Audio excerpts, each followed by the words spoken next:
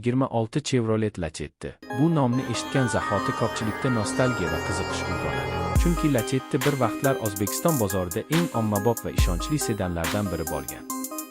Endi esa 2026 yilgi yangi avlod Lacetti zamonaviy dizayn, yangilangan texnologiyalar va kundalik hayotga mos qulayliklar bilan qaytmoqda. Ushbu avtomobil birinchi qarashdayoq eski Lacetti emasligini ko'rsatadi, chunki u bugungi zamon talablariga mos, yanada agressiv va zamonaviy ko'rinishga ega bo'lib, yoshlar ham, oilali haydovchilar ham e'tiborini tortadi. Lacetti modeli ilk bor 2000 yillarning boshida taqdim etilgan bo'lib, yillar davomida mustahkamligi, arzon xizmat ko'rsatish xarajatlari va qulayligi bilan mashhur bo'lgan.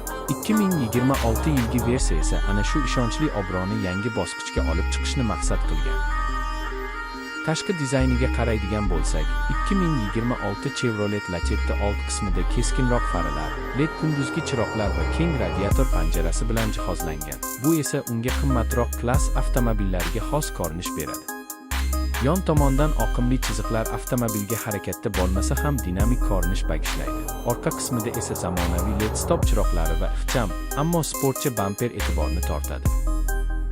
Salonga o'tirganingizda esa avvalgi Lacetti bilan solishtirganda katta farqni darhol sezasiz. Panel dizayni soddalik va texnologiyani uyg'unlashtirgan. Markaziy qismda katta sensorli multimedia ekran, raqamli yoki yarim raqamli asboblar paneli, yumshoq materiallar va yaxshilangan ergonomika mavjud.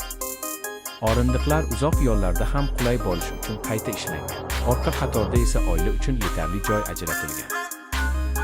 Texnik va funksional jihatdan 2026 Lacetti zamonaviy sedanlar bilan bemalol raqobatlasha oladi. U o'z segmentida Hyundai Elantra, Kia Cerato, Toyota Corolla kabi avtomobillar bilan taqqoslanadi. Ammo Lacetti ularning ko'pchiligidan narx va xizmat ko'rsatish arzonligi bilan ajralib turadi. Avtomobilda zamonaviy xavfsizlik,